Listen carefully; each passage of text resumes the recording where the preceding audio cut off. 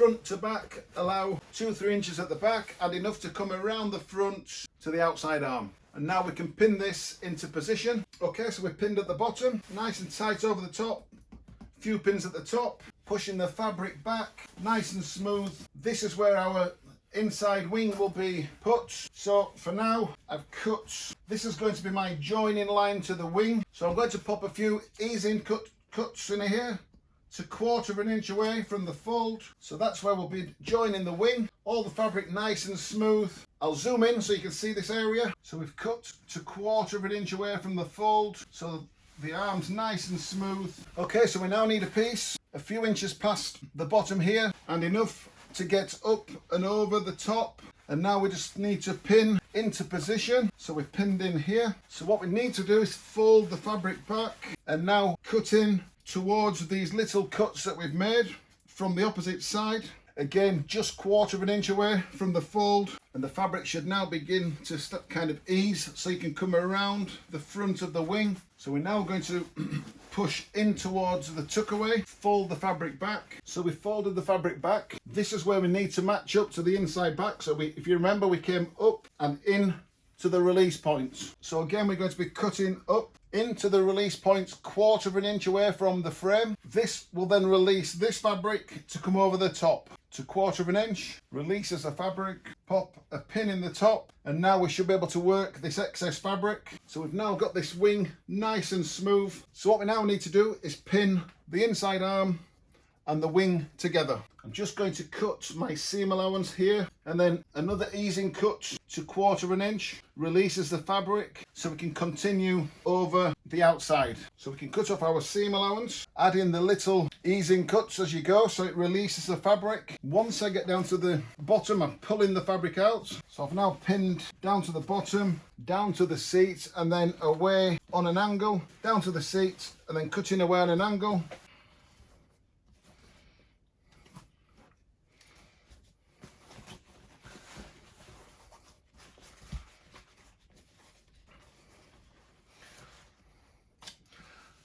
I'm going to cut this piece level, and as you can see we're a little bit short on the inside wing, so I'm just going to join a piece. It's very tricky as this part, so I'll go over it once I've got this right. I'll go over it so I can show you. Okay, so I think we're there. We've shaped this down, we've continued the pinning, so what we need is this piece to replicate the shape of the inside back. Obviously I added a little bit to the bottom of the inside wing because I cut it a little bit short. So that's the piece I've added on. So it's all nice and level, the same shape as the inside back. Now if you like, you can pull the inside back out and then just check that you have the same shape all the way down to the seat. So we've got the same shape. So it's good to double check this. You can pin these together if you like to make sure it's all correct. Once you're happy, then tuck it back away. So at the top of the wing here, you should have the same two pieces and we can pin these together. If you find it hard to pin, you can always do it with a marker pen, tight into the ridge there, cut off, and then the same from the opposite side with the wing, tight into the same ridge, same thing, cut off like so, and then we can add a knot like so we know to add the cut when we add the seam. So we're going to put plus seam. So we'll add the seams on the cutting table and we'll also put the little notches into the seam on the cutting table. So now we can tuck away, making sure you've got the correct seam allowance on this seam here. If you struggle down here, you could always do what we've done up here, just do it with the marker pen, cut it off, do the same the opposite way with the marker pen, add the seams back on the cutting table. But as you can see, we've managed to get in here. So we've allowed for the seams. We're going to add the seams at the top, so we know that's correct. We know we've matched the inside back to the inside arm for the tuck away, down to the bottom. So now we can move to the front of the arm. Okay, so down to the tuck in on the seat. We know that we need to allow 3 inches at the back, 2.5 at the front. So we know that matches up to the correct depth of the seat. So that's our line. What we need to do is cut from the back coming forwards, and we need to finish level with this line here. So hopefully when we cut to here, we've allowed for the tuck away. We can tuck down here, and then the excess fabric should be coming out at the bottom of the border. I'll do this, I'll zoom in, and hopefully you can see exactly what I've done. So for the time being, mark the back of the seat, cut towards the front until you're level with the border. So I can feel the border, the pipe in there. So I'm just going to stop just short, 1/4 of an inch short. Before we get any further, I just want to double check that the length of the inside back and the inside arm is the same. Just going to take 1/4 of an inch off the inside back. So I now know we've got the same length. This angle, leave that for the time being. We'll trim this off on the cutting table. So for now, just double check the length is correct. Inside arm, inside back need to finish the same length. Tuck that back away. Now this is the bit I'm talking about. We now need to tuck away, and then hopefully this excess fabric comes out at the bottom of the tuck-in in the correct place. So I'll do this and then I'll zoom in so you can see, and that's worked out perfect. So what I'm going to do is I'm going to zoom in so you can see exactly what I mean. So I'll pull this out first, and then I'll do this again from the front so you can see exactly what we need to do.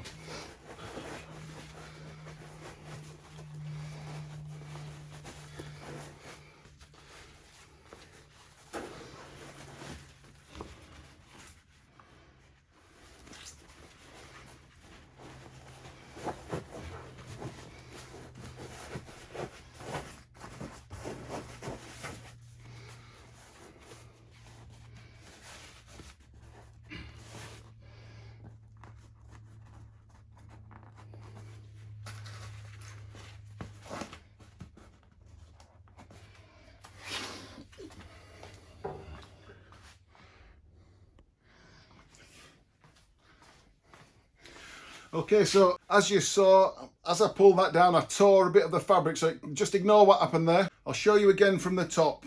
So ignoring the tear, we'll tuck away again. So this is where the excess fabric needs to come out at the bottom, 2.5 inches, which is the bottom of the tuck-in there. That's where the fabric needs to come out, which it does. This is the tear that I made earlier. We'll just ignore that. This is the beauty of using an old fabric, because if we make any little mistakes like that, we can kind of ignore them and rectify them on the cutting table. So like I say, we've come out here at the bottom of the tuck-in, 2.5 inches exact. So all we need to do now is mark nice and tight. So we've now allowed for the tuck away. We now just need to pop a notch down here on the border to the inside arm. And again, we'll be adding the seams back onto this area. So we've allowed for the tuck away. Okay, I hope that made sense on the seat. It's very tricky to kind of show you, but I'll try to show you a bit better on the cutting table how it all kind of comes together down here.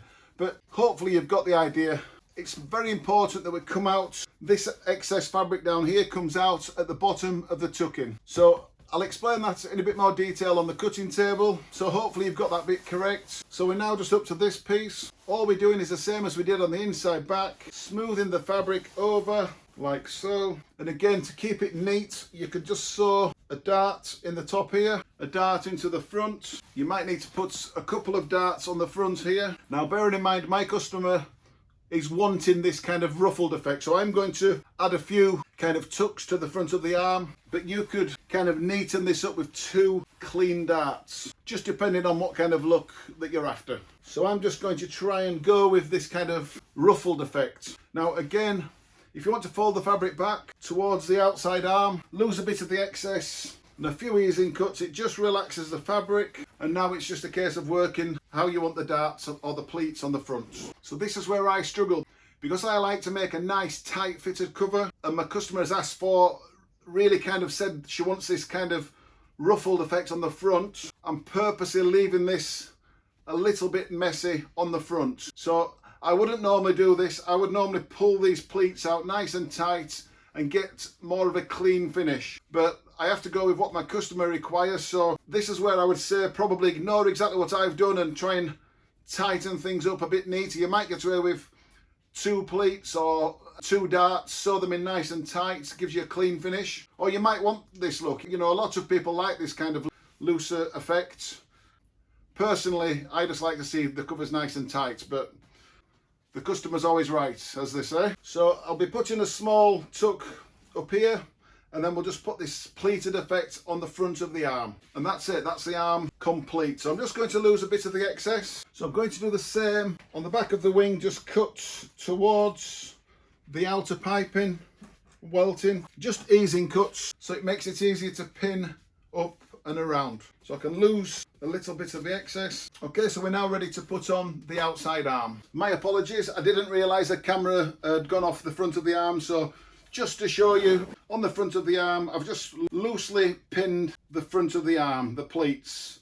Like I say, you could maybe get away with 2 darts, nice and tight, pulling the excess fabric into the darts, trimming off, but I'm purposely going for this looser fit on the front of the arm. So it's kind of loosely pinned into position, and then we've got the little tuck up here. So hopefully that explains the last few minutes that I missed the camera, sorry about that. So we're now going to put the outside arm on. Okay, so we just need to fold all the fabric back, and then we're going to lay the outside arm, pin in position at the back, and now we're just going to pin all the way around the outside of the arm. Okay, so we've now pinned all the way around the arm, all the way around. We can now trim off, leaving our seam allowances. Now, again, because my customer's wanting these a little bit looser on the outside, I'm going to just make my seams fractionally bigger than what I would normally do. So we would normally go with an 1/2 inch seam, but I'm just going to go just short of 3/4 of an inch, just to give us that little bit of looseness that my customers are requiring. So we can now trim off around the arm. Okay, so we've now trimmed off all the way around.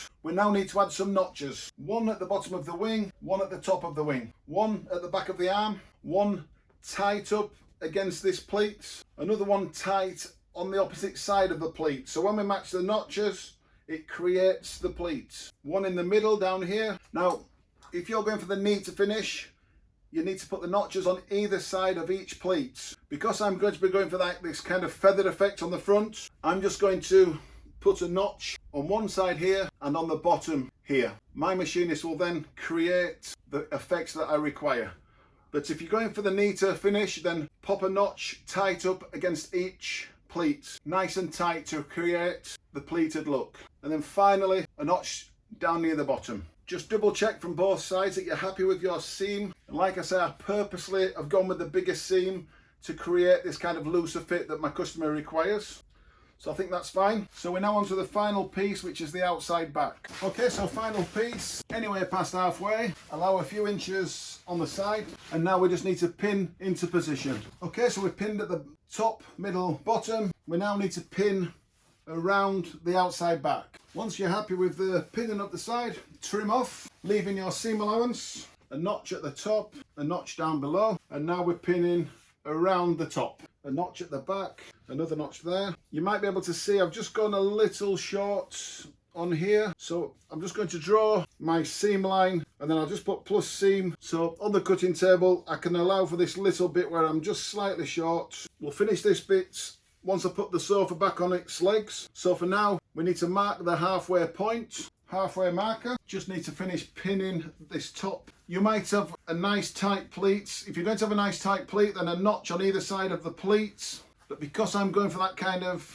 looser look, I'm going to pop a notch on one side and then another side down on the bottom side down here, so then we can create a little bit of kind of creasing when we come to sew them together. So I'll put a notch there and a notch there. So then we'll just ease this fabric in. It'll just cause a little bit of kind of creasing.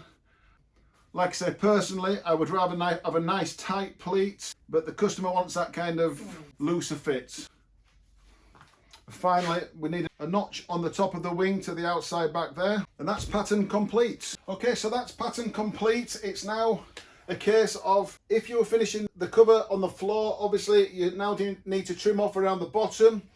If you're going to be adding a valance, you need to determine the size of the valance. So for instance, if you're having a 7-inch valance, you just need to trim off level around the bottom. Now, because we're going just past the seat, I'm just going to trim this off accordingly to the length that I require. So I'm going to trim off now. You need to do the same, just determine where you want the cover to finish. Like I said, mine's going to finish kind of so you can see the legs of the sofa. So I'm going to trim off around the bottom so we can still see the legs. So that's pattern complete, and I'll see you on the next video. Thank you.